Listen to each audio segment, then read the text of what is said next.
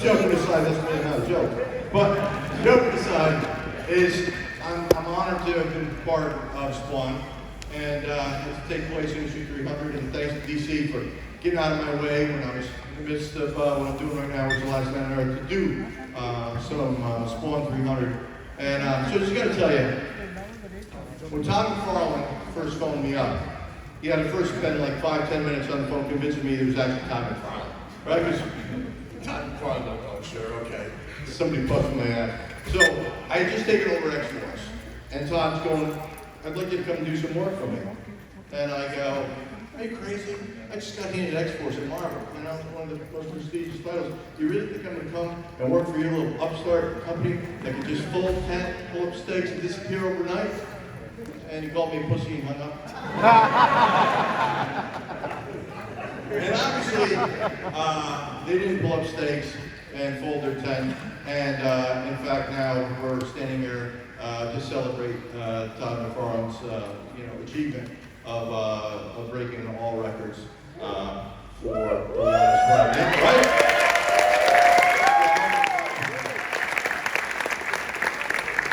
But I know Todd very well. And so that number could have been 500. Won't quit until he at least beats by one. I mean, that's just the way he rolls. So anyway, without any further delay, I'll get the next person up here in line. Who will be the smarter talker. Right? I'm just the entertainment. Thanks for coming.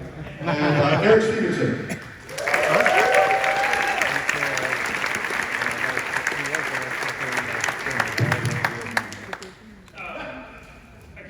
Greg's a tough act to follow. I'm nowhere near as sharp as he is. But Todd has had a remarkable career. He redefined Spider-Man at Marvel Comics back at the end of the 1980s.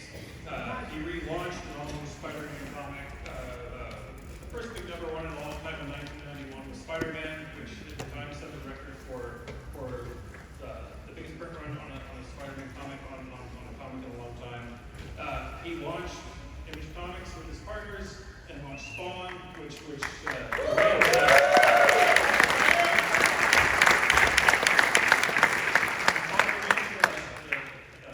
highest launching independent comic ever. And today we're here to celebrate another important record in Todd's career. And to do that, we're going to bring out Claire Stevens from the Guinness World Book of Records. Claire.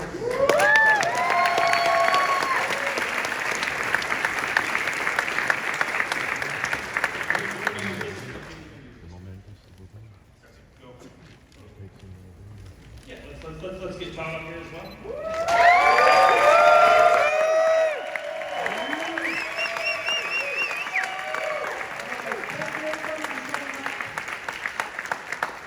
If you'll give me a moment. Before we get started, I think Greg got it wrong. This isn't an award for Todd McFarlane. This is an award for a book. And the book has been going for 27 years. Yeah! And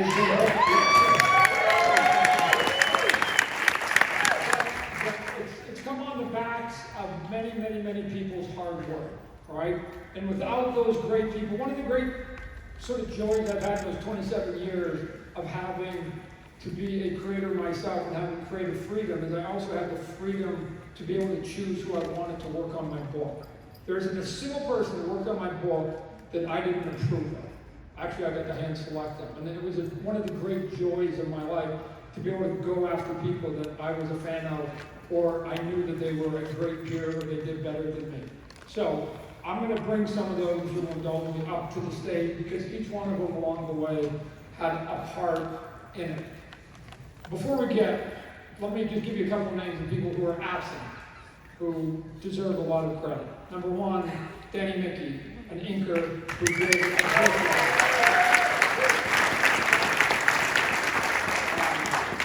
Brian Haverland colored and edited and did some writing for the book. And then a young gentleman jumped on the book from issue 201 and did a run from 201 all the way to 250. Shimon Kodransky did 50 issues in a row, right, non-stop, right? And the only person who's ever obviously is one of the people I need to bring up here. I don't know, is Tom Mordekowski here? Tom, he was here earlier in the show. Tom Mordekowski, let me just say, ladies and gentlemen, he's not here. I wish he was. Tom Mordekowski is the letterer of the book. A very unheralded part of every comic book. They're at the end of the line, and they're the one that basically have to make up everybody's time. It's a thankless job. Tom Mordekowski came on the book on issue number 1. He happened to be in 1985 the guy who inked or lettered the very first book I ever did in 1985. So, and he did all those great X-Men books that I grew up with. And I went, man, if I ever do my own book, I want Tom Mordekowski to letter. He created that logo that you guys are so familiar with. That's Tom Mordekowski's hand. Tom Mordekowski started with issue number 1. He's still the letterer. He is still the letterer. He has lettered every single book minus 1 when we were doing bi-weeklies. He gave that to his wife.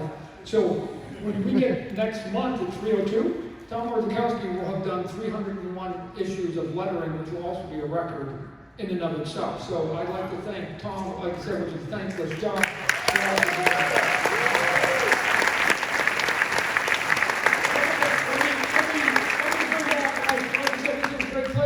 See if I can bring up some great people up here. Great. First off, Greg Capullo, come back up stage.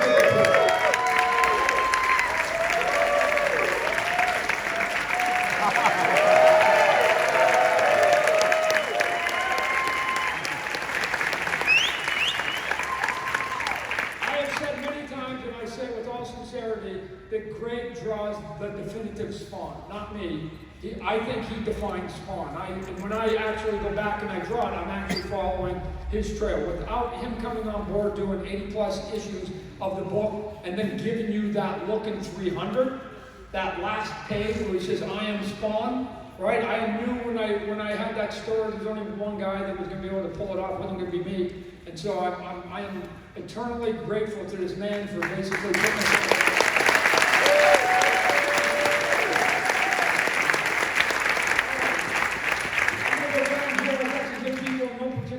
So again, it doesn't mean how I bring them up is how I love them, whatever else.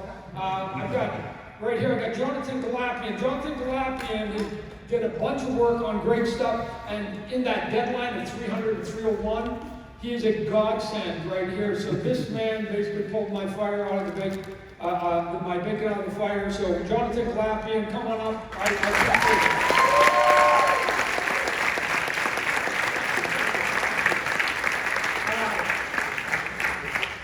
There was this young man when we started getting his comic books, and I was a super admirer of him, but I couldn't really tell him because you never want the people that are younger to know that you actually think they're better than you, right?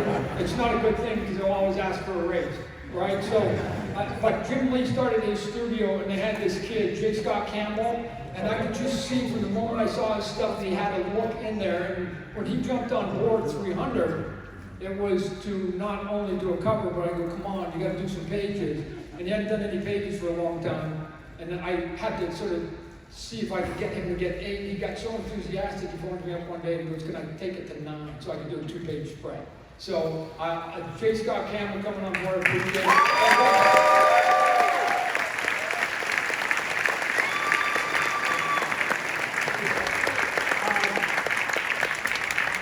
Now, he's not going to like it, and it's going to make him old maybe, but I used to collect the books of this next man coming up here, and to me, I was less impressed at times about the perfect superhero comic books as I was about people who tried to do something different. When I saw his work, and I saw some of the stuff he did, and especially he did this Batman Spectacular or something, and I saw that story, I just went, oh my God, I have another piece of a recipe on how to do capes and do mood and whatever else. And he hasn't stopped innovating his artwork. Mr. Bill Sienkiewicz.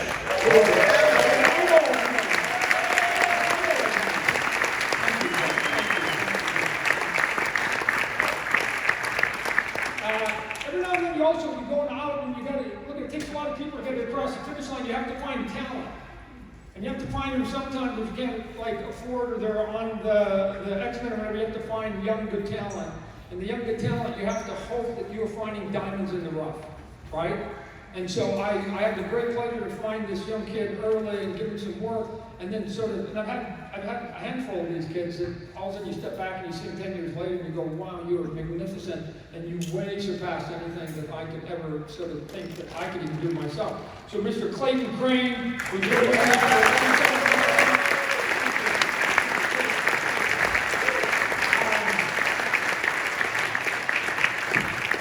When you're also doing a book, I mean, let me also, I forgot, Angel Medina did a help run for me too, right? I was very proud of like the first 150, 200 issues of Spawn that you could count on one hand the number of artists that were on that book. Todd, Craig, Angel, we were almost at 150 with 3 of us, right? I never liked books when I was growing up that always changed every 3 issues, they bugged me, right? And so I was always looking for steady hands to come on. And so the current artist on the book, maybe that he wasn't built for that and hadn't been doing it per se, wasn't known for that, but I just gave him a pep talk and said, hey, I want you to see if you can sort of climb this mountain of monthlies. I know it's not fun. Let me tell you, monthlies are not fun. Every one of these people will tell you it can be a grind at some point. But he took the challenge and sort of took my book into a look that I needed to morph into that will be way closer to what that movie will look like, right? And so this is Jason Sean Alexander.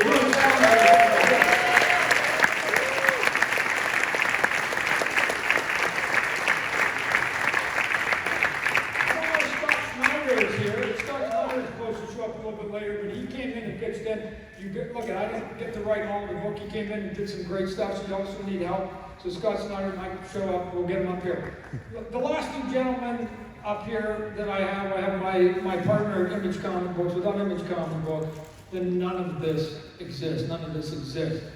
Our newest partner right here, the publisher that has helped to foster all the 70 books that we now currently do. Forget Spawn.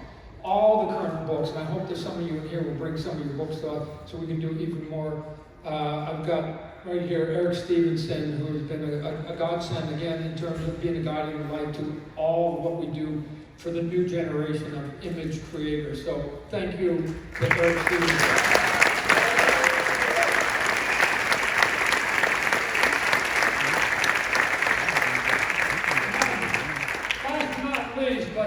You know, again, dear to my heart, like Greg, who gave me so much of his life, I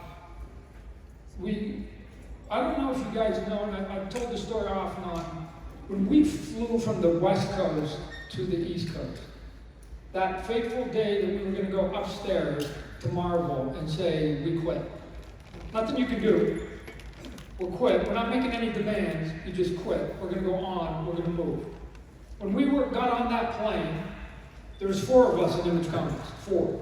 There's Rob Liefeld, Eric Larson, and myself. We've been talking nonstop for months, right? So we had months of thinking about what we were going to do, how we were going to create this thing. And Rob Liefeld early in the game said, can I bring Jim Valentino on? Cool, the more the merrier. That was the 4. We landed in New York City. We were less than 24 hours from going up to that fateful meeting with 4 of us. And then, as I tell people my entire life, you just need dumb luck to happen in your life to be successful to a certain point. You have to hit these forks in the road. And the fork in that 24 hours happened twice. I was in New York, there was an auction going on. I was just biding my time that day. And I walk into the auction, I sit back, and I'm sitting there, and there's a young man named Jim Lee sitting there. Now, Jim Lee is rocking it with X-Men.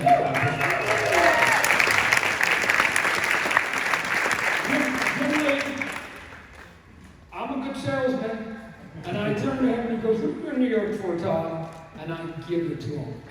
And I sell him hard. And I know he's doing at that point, the best-selling book and the most popular characters in the company. But I knew if we could get him, then this message would be louder because it was like the rebels were going, but one of the guys that supposedly would never leave was going to be there. And Jim phoned me back about 2-3 hours later and said, "It sounds exciting. I'm going to come. Can I bring Will Spertaccio with me?" 4 became 5, became 6.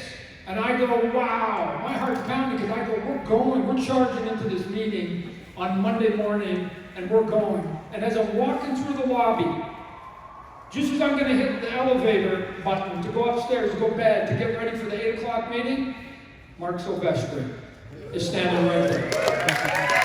And so, Mark Silvestri is sitting right here, but we're not Mark Silvestri.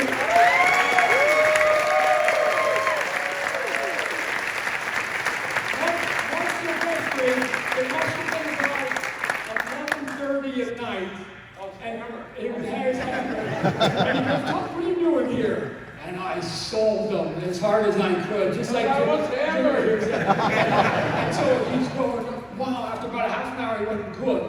When do I have to make my decision? It's midnight now. When do I have to make my decision? I go, we're going up at 8. I need your answer by 7 in the morning. And he says, so I've got to decide whether I'm going to shift my entire career as I sleep tonight. And the answer was, yes. Now, I don't know how he got there, but the golden moment was at 7. So it was the best, dude, it was the best drunk decision you ever made. So at 7 in the morning, he phones me and says, I'm in. And we become the 7. And that day, Jim Lay and Rob Liefeld and myself, along with my wife and my little baby, we go up, and that's the day the image, in my mind, begins, 1991. And so he represents to me why we're even standing here. We could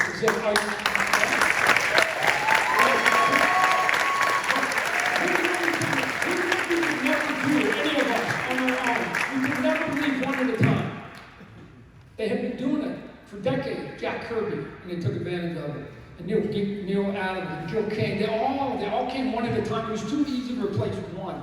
And to me, I knew we had to do it as a group. And it was only as a group that it was going to make an impact. Because one person quitting, that's been happening every week of the comic book. And we need to do it as a team. And that same team has now led me to today. This team here, amongst dozens of other colorists and other people who helped me along the way, to get this record. And here's what the record is. Let's just be clear what the record is, because people sometimes use the wrong word. It is not the longest running independent comic book. I disavow the word independent, because corporations can own independent companies.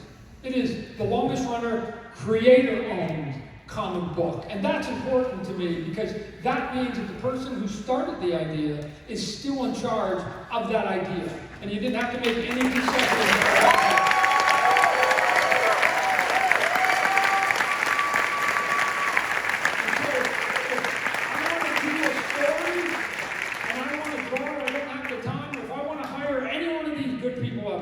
At any time to do anything, it's my prerogative. I have to ask no permission. When people say to me, how did you get this book as far as you did? I've been doing a lot of interviews. How did you do it so far? It was easy, ladies and gentlemen. I don't even feel like I'm even catching my breath at this point. I've still got a lot, because I deal with so many things in my life with corporations and with lawyers and with people that at the end of the day, the creative breath of fresh air for me is my book. And I don't have to ask anybody's permission. I get to turn to Spawn, this book, and I get to go, I don't have to get approval from anybody on this planet other than me.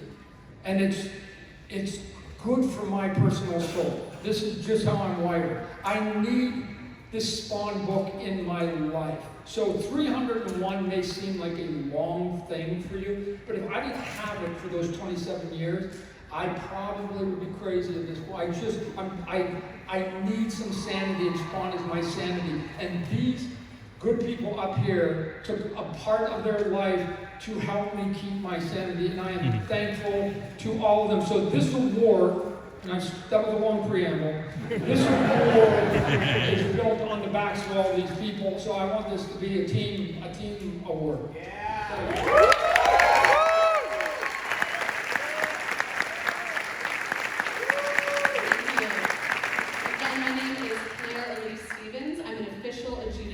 For Guinness World Records. I'd like to thank New York Comic Con, Image Comics, and the entire Spawn team for inviting me here today. I'm incredibly honored to be presenting such an impressive achievement, especially especially at an event where works and the creators are celebrated with such enthusiasm by their fans. At Guinness World Records, one of our most cherished values is passion.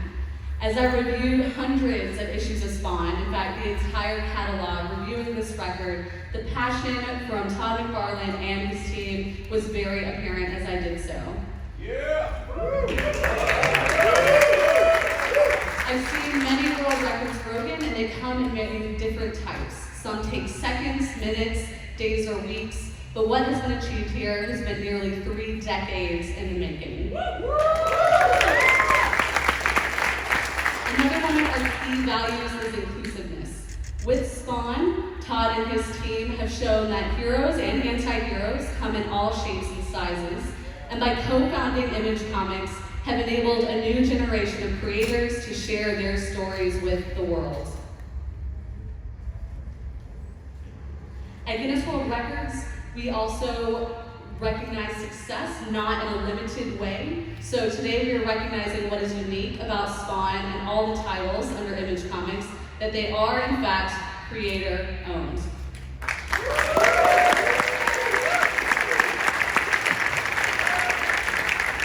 Today we recognize the years of work and persistence that have entertained and inspired fans since Spawn #1 in 1992.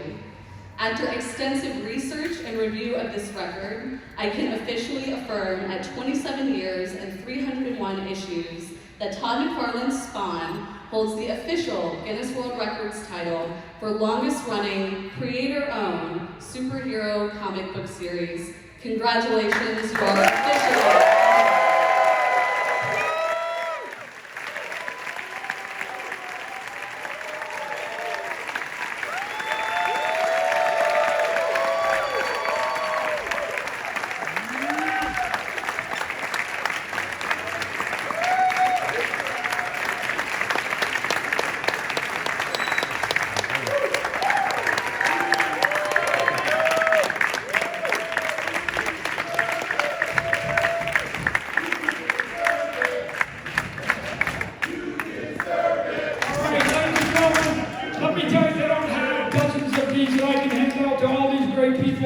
So what I will do is give them an early gift. In 3 days, the record you will be able to buy.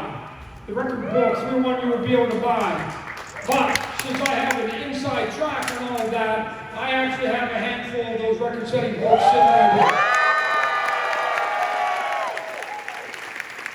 So it will be, as I see these great gentlemen off the stage, it will be my pleasure, again, in no particular order, to give them their book. Hopefully if they did the cover, I'm going to give it to them, but they will get their book with their cover for the very, very first time. So I would like to start with the guy who took us up over the hill, Mr. Greg Capullo.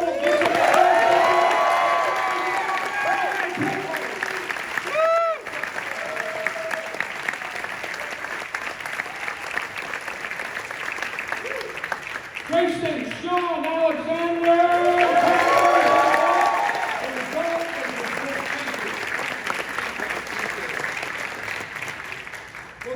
The guy I looked up to for a lot of years before I basically got to call him a friend and a peer, Mr. Bill Sienkiewicz. Mr. Bill Sienkiewicz.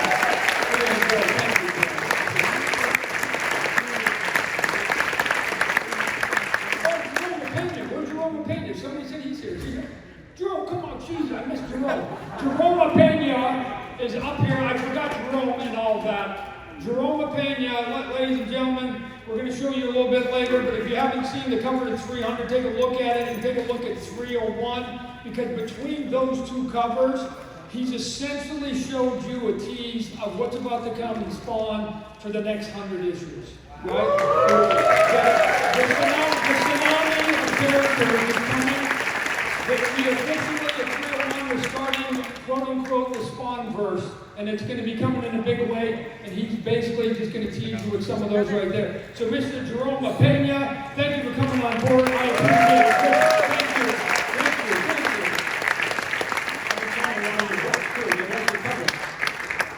We've got a cover here from a guy, not only did he do 300, but he did 301, Mr. J. Scott Campbell.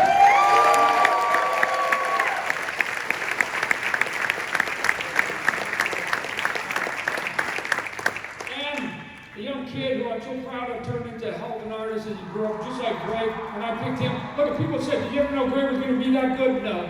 I knew he was going to be really good. I didn't know he was going to be great. And he turned out to be great. You never know when you're drafting Hall of Famers. And he turned and he's humble, too. So, that's it. So this goes to Clayton Crane. Clayton,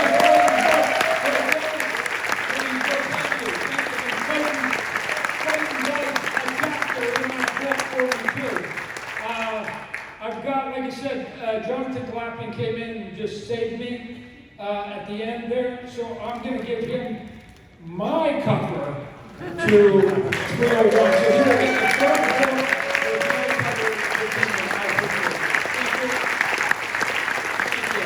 And then I've got another book here for Mark. It's got your name in it because you're in the credits there. I've got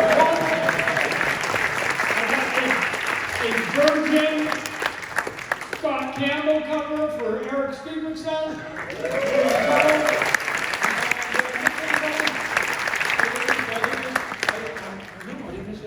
You know what? Thank you for your award. I'm going to give you something. You gave me something. This cool trade. This is Alex Ross's cover.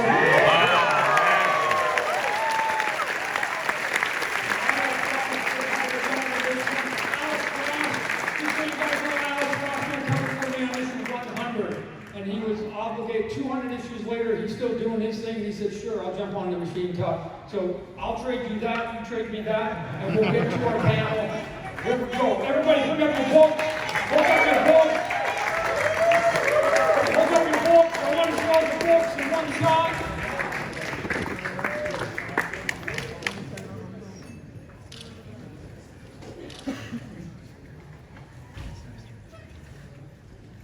And you people in the back, you're not even going to be able to see those coming. What are you talking? You think your camera's that good? It's not that good. All right, everybody, thank you. One last applause for everybody.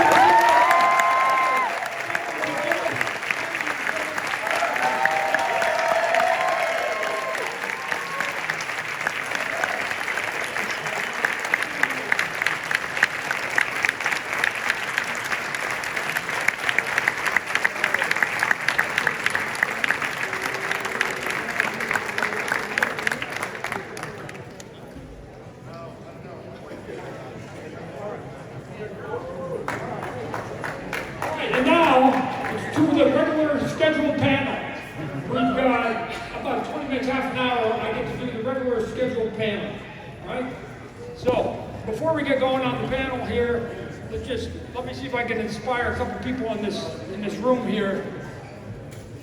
There's only one way you get any of this work done, ladies and gentlemen. You got to do the work. It's that simple. You got to do the work. So here's what I promise you. Here's what I know for a fact. Anybody in this room who wanted to do the great American novel, who had an idea, who thought you could do something, and you talked yourself out of it, and you didn't do it, I promise you that whatever it was, you will never get it. It's that simple. If you never shoot the basket, the basketball to the basket, you're never going to make any points. So, the biggest hurdle to get over, we like to make excuses as to why we do or we do not do stuff in our life. The biggest hurdle I have found from individuals is yourself. You come up with reasons as to why you can't do this, and why you can't do that, and why you can't do this, right? And there's when I hear that, there's two things that go through my mind. There's the dad part of me. And the dad part of me says, go, do it. They don't know that you can do it unless you show them. What's the worst that happens? You try, you fail, you're no worse off. Hey boss, can I get a raise? No, you're getting paid the same amount, right? Doesn't hurt to ask. You got an idea, you want to try it, doesn't work, you can go back to, what are you talking about? I knew if Image Comic Book burnt to the ground, Marvel and DC would take it back in 10 seconds. It was easy. It's like, to me, it was all getting a haircut. If you don't like it, it'll grow back. And come back. Don't worry about it. You can always go to where you want to go to. If you do not try, you can't get there. You don't even have to be the best. You understand me? You don't even have to be the best. I am far from being the best. Right? What I am is tenacious. I'm like a dog with a bone. And you say you can't do something, Todd? Shoot, those are fighting words for a guy like me. I don't know why. I'm just wired that way. You also have to be wired for war, right? I'm just wired for it. But here's how it works. 8 people in the room. I'm one of them. They're all artists. You saw them up on stage. I would argue that I'm the weakest artist. But if I'm in a room with 8 artists, and I am the weakest artist, I am the worst drawer out of all 8 of them. There's a way, as the worst person in the room, I can still get the job, I can get credit, I can get a career, and I can get accolades. You know how I get it? I raise my hand, and the other 7 people in that room don't. You don't even have to be the best at that point. Oh shit, nobody's going to raise their hand? They're going to give me the job, and I am the 8th best. And I get it. So I have raised my hand every single time. I have said to people, I am literally Donkey from Shrek. Right?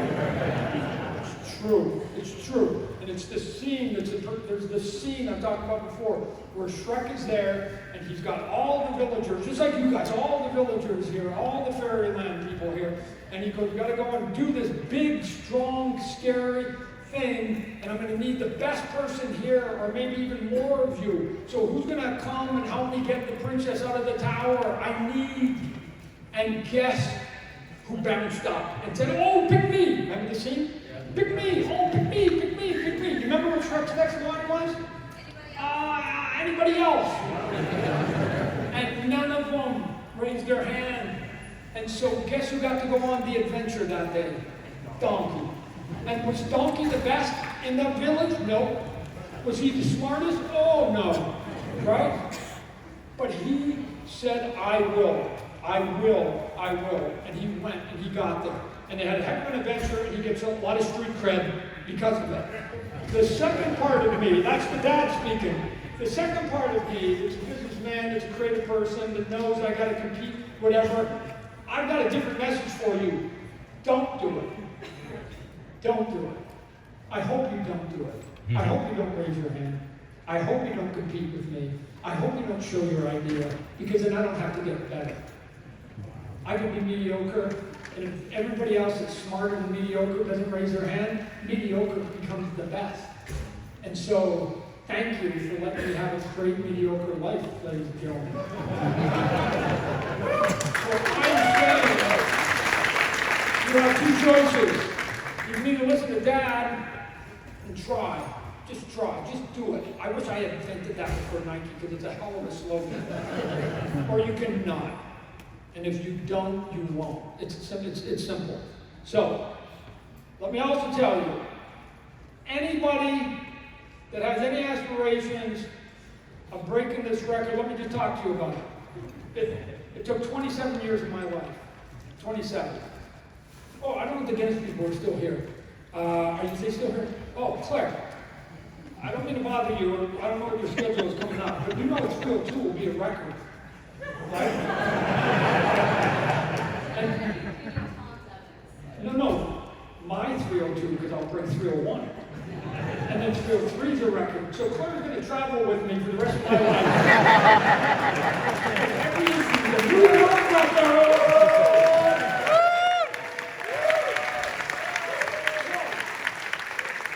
Anybody in this room, and I hope you've got the gumption, that thinks you go, I'm taking that old man down.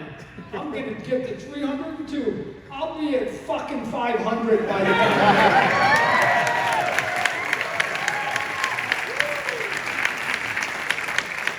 Short of my health, I'm going, I feel this is a marathon I'm only halfway through.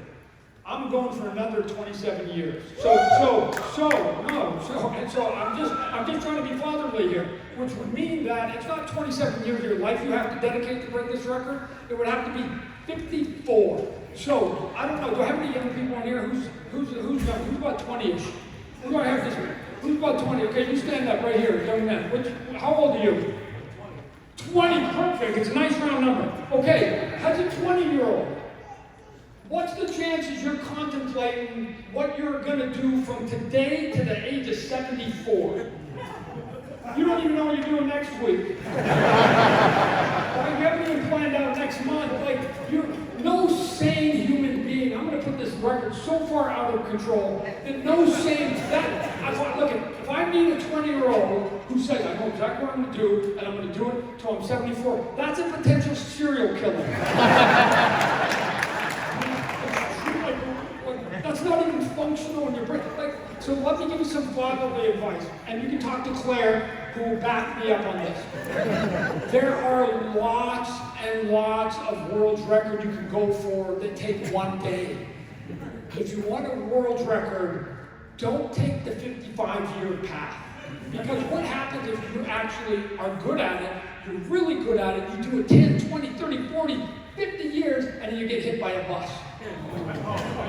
You devoted 50 years and they're not even going to know who the hell you are. So, if you need a world's record, they've got world's record like who stacked potato chips the highest in one day, right? Who ate the most pizzas with anchovies in one day, right? There are hundreds who can hold their breath the longest. That's not even a day, that's like minutes, right? So train for the day record. Don't go for the 55-year. You're insane if you go for that record, right?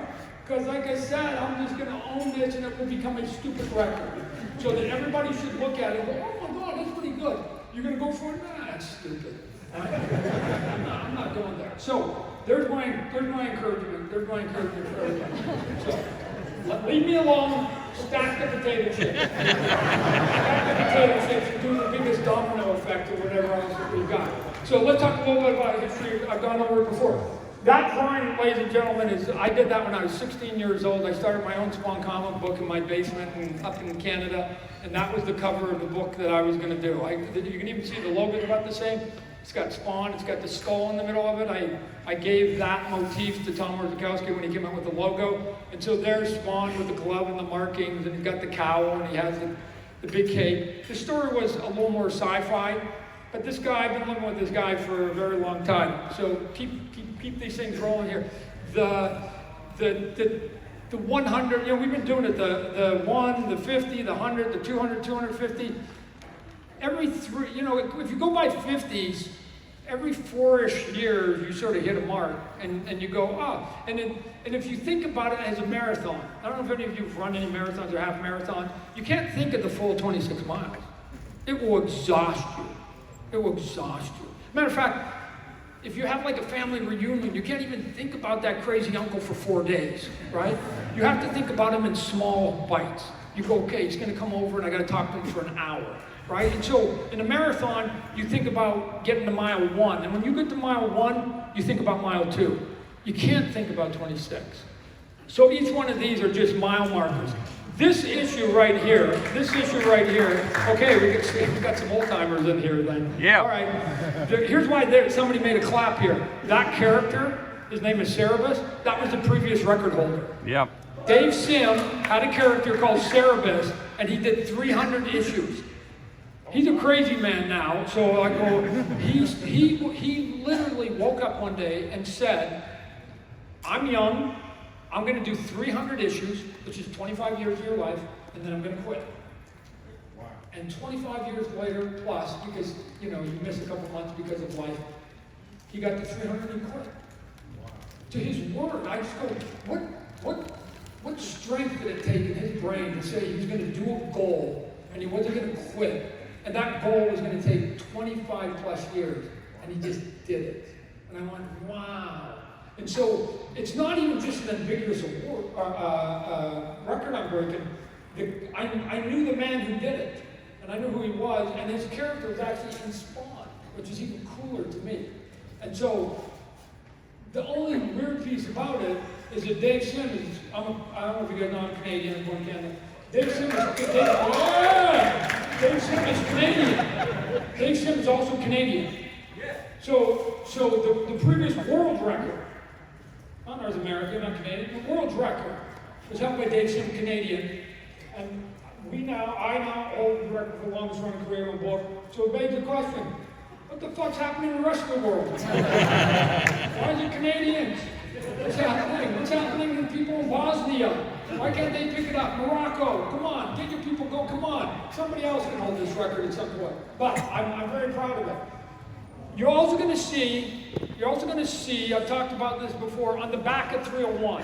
Take a look at the back of 301. It's as succinct as I could say out loud as to how long it takes to get to 301. It's as succinct as I could. What you're going to see on one side of the back cover is this picture. This picture was taken on the day I signed Spawn 1 when it came out officially. The date was June 2nd or June 4th, I forget exactly, 1992. June 1992, Spawn 1 comes out. I fly from Portland down to California, do a signing in Southern California, and to this day, my wife and I still don't know why she made me take the baby. Now, she was teaching, and then I think they got babysitters in Portland, but for whatever reason, I had the baby that day. So if you see a lot of pictures of me signing on day one, and I've got Cyan, her name's Cyan, I got the baby, then we still don't know why I had the baby and when it's going to be a mosh pit day, right? That baby not only is grown, full grown, there she is at New York Comic Con, right in her. But not only is she an adult, she's gone past being an adult. She's gone to school long enough that she's now a surgeon, right? So, yes, I am a proud father. Yes, I'm a proud father. I'm not saying all your kids should be surgeons. I'm not saying that. I'm saying that that's how long it took to have a baby, and they have to grow up, go to school, take a gap year off, go to med school, take another year off for research, get ready, and become adult. Like, that's how many years to get to 301. It's not a sane goal for you people. I keep thinking, look at that 20-year-old, he's already going, I'm out of here. He's already But that's it. It's a lifetime.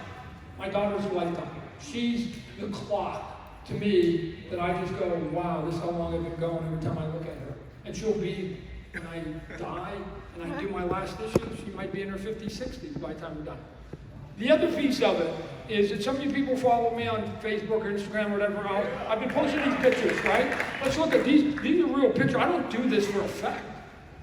Those pictures that are in there are, there's a couple of them and there was a lot more. There's me inking. The one on the left is me inking in the plane. You can see the plane window. Planes are really actually fairly flat, right? They don't bump too much. You can actually do some really good art on planes because it's pretty smooth. So that's a doable one. I had to go meet Greg Capullo. He came down to Phoenix for a day and he had to get his oil changed. And so he brought me some pages and I go, well, we're going to start the book. And he'd go, what are you doing? I go, well, when's the car going to be ready? He says, 2 hours. I go, well, we got 2 hours to get work done. So I sat there and I started inking his pages right there while we were waiting for the oil change. The one next to it, again, is in the car. And there's my dad sitting there, and my wife was driving. We were driving up to Canada. We go up there for vacation, and I'm in the back. It seems crazy that you can draw in a car. You can. You just have to be smart about it. You have to understand that you're going to hit bumps, and it's bumpy, and you're going to hit potholes. So you can't draw human beings, but you can draw other stuff. You can draw explosions. You can draw debris. You can draw trees. You can draw rocks. There's a lot of stuff that doesn't have to be perfect. So when I'm drawing, and I'll show you, I've done this hundreds of times. You guys don't even know. And you go, oh my God, Todd, that was a great explosion. Oh yeah, I took out an explosion. I went like this. Boom. And you go, oh my God, look at the energy in that explosion. That was a deadline bump. I'm telling you, I used to live an hour away from FedEx and I lived on Vancouver Island. I had to drive an hour to get to FedEx because there was no digital. And I knew exactly that I had an hour on the road and I would just leave an hour's worth of work before I got in the car and had my assistant drive. So that when I was doing Spider-Man, so I could just do all the stuff that I knew I could do in a car for that 1 hour. And that's how you get it done. You have to give up. You have to give up the elusive perfection. You have to give up the elusive perfection. If you're going to do and have a big career, which means a lot of work, and you're going to do a lot of creation, and those creations are your children, if you give birth to a lot of babies, some of them are going to be ugly. Just accept it. If you have one and it's cute, you're good. But if you're going to have 10, there's going to be a couple that maybe your mom might not even be able to like. So all of us as artists have done in abundance pages that we wish we could take back. And panels we wish we could take back. You may even notice them. But here's what happens with longevity. It's the body of work. It's the body of work that you guys will judge. Early in your life, when you only got 3 issues, it's that issue 1 or that issue or that issue. But you start doing a body of work, you will do exactly what I did with people who did a body of work. You will judge the body of work. Which then means, and I have to have a conversation sometimes with some of these great gentlemen that were on stage. It's mind-numbing a little bit that some of these great men up on the stage still lack the confidence that I do, given that they're 10 times more talented than I am. There is no single drawing. I had this conversation recently with Greg Capullo. Greg Capullo, he's a Hall of Famer. I said Greg, and I've said this other thing, there is no single drawing, cover, page, panel, issue, line that you're about to do that will diminish your career. There's nothing he can do. His career is cemented. He's a star. He's like any other star. Kobe Bryant is a star. If he happens to basically only get 8 points that game, it doesn't diminish his stardom because he's got a career. Baseball player goes 0 for 4, but he's a Hall of Famer. It doesn't matter when 0 for 4. He's a Hall of Famer. This is what these gentlemen at times don't. They chase the perfection every time. They go, let it go. Right? Let me just tell you, I have given birth to a factory of ugly babies. And you guys at times don't even know it. Because you go, oh, that issue was so good.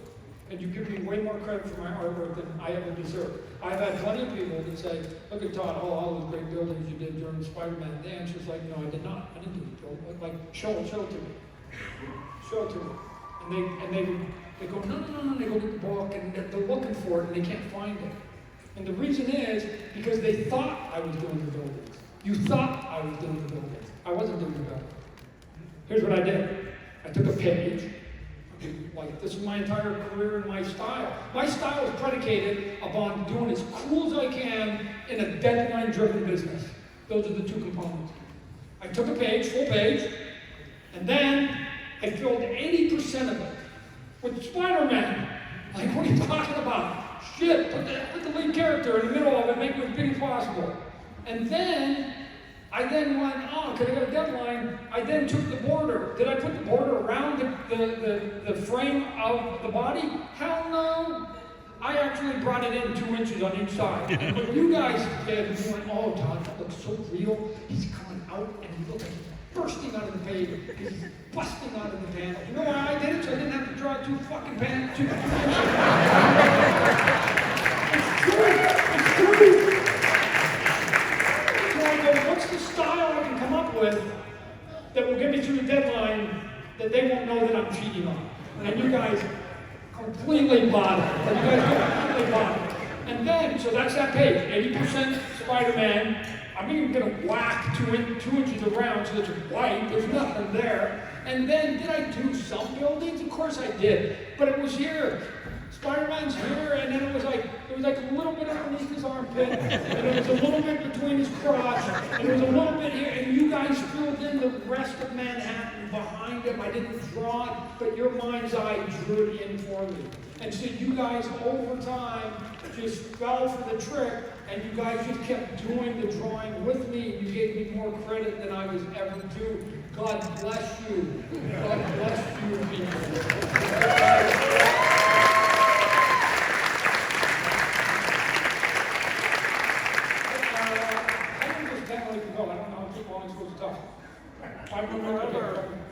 So let's go through a couple of things. These are just some pictures I took during the process.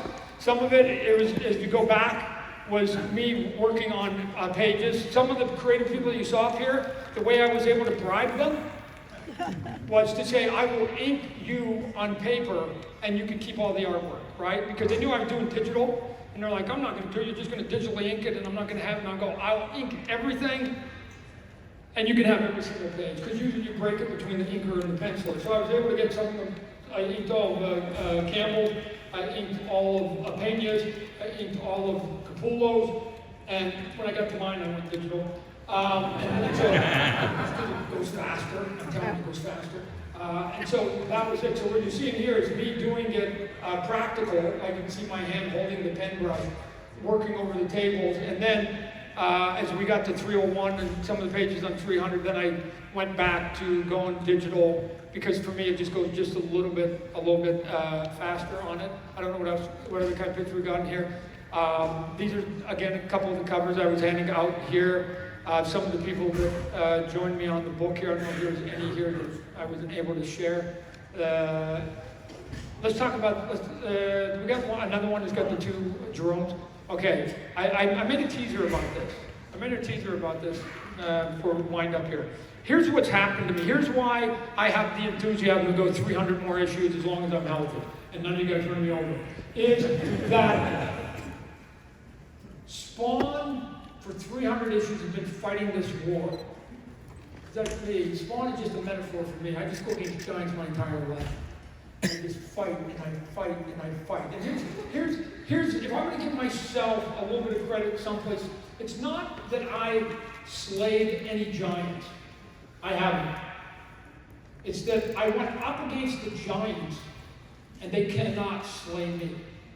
The question when people go, hey, what are you going to do to dent those companies? What are you going to do to, like, take some of the market share away from them? What are you going to do to go up against Hasbro, Mattel, Marvel, so like Disney, Warner Bros. I mean, these are billion-dollar corporations. You're asking the wrong question. The question isn't, Todd, how are you, the little guy, the gnat, the mosquito, going to kill the giant? The question is, why cannot the giant, with $1 billion and 1 billion people and 1 billion days of energy built up in it, why can they not slay us? And there's an easy answer, ladies and gentlemen. If you're going to go to war against an enemy, you must always find their weakness. And you know the weaknesses of big companies? They're big. It's that simple. And not unlike in real life, you know what happens with big things? They move slow. And big, slow-moving machines create gaps. So now they go, hey, we're going to try and go over here. And I just go, I move. I have people at Walmart and Target and all the people I deal with say, Todd, you are a breath of fresh air, because when we ask you to do something, in 24 to 48 hours you respond to it. They will take 3 weeks to even take up a meeting to decide whether they're even going to think about taking up that question. And I have an answer in 24 hours, and if the answer is yes, we're already manufacturing or developing or doing that item in 24 hours, and we're gone, and they cannot keep up that pace. Because there's too many people in the process protecting status quo, the greatest enemy you will ever run into. From my perspective, the greatest enemy you will ever run into is status quo. And some of you are guilty of it. You protect it. You protect it. Don't want change. Don't come up with efficiency. Don't do something different. Don't. There's only 2 truisms in the history of mankind. There's only 2. 1, we will all die. Get ready for it. It's coming for all of us. And 2, change. It's the only other thing that's true if you look at history. Because if it wasn't true, we'd all be living in caves. And we don't live in caves anymore. And we don't ride on the backs of camels.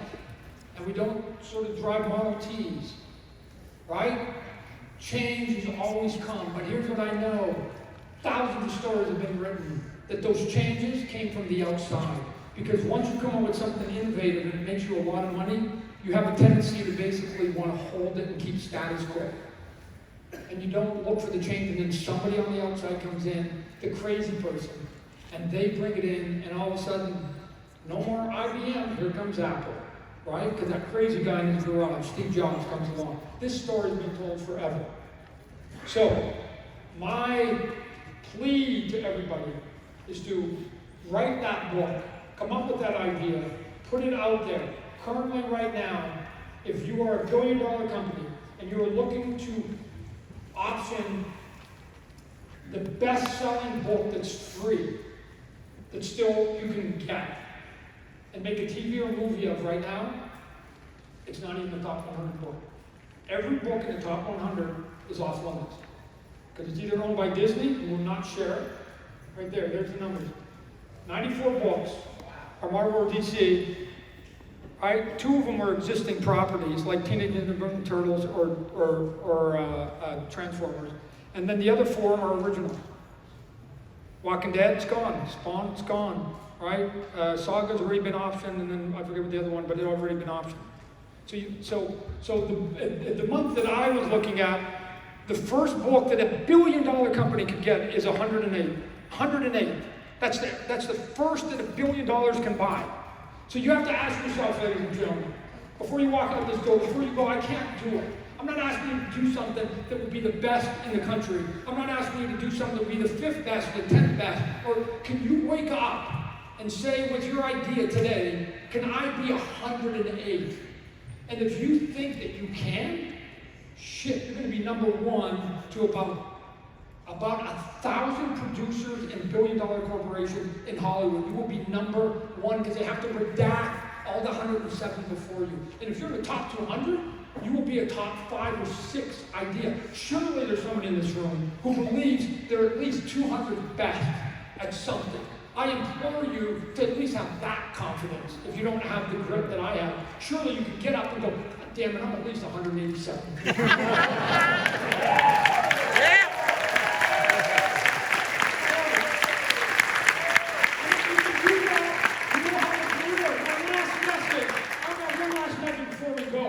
Please, everybody, on my benefit, if you only want to do one favor, return a favor to me for me doing all that work for you, go to the Joker movie.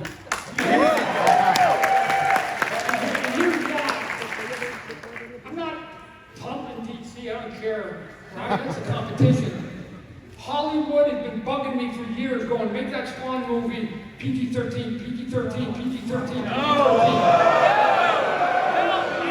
And if you guys open this movie up to $70 or $80 million, on Monday, this is what Hollywood does. They replicate. And every executive is going to be having a meeting on Monday, and they're going to go, oh my God, that Joker movie did well. We should go search for what? R-rated? No, R-rated. Dark, serious comic book material. Wonder where we can find that, right?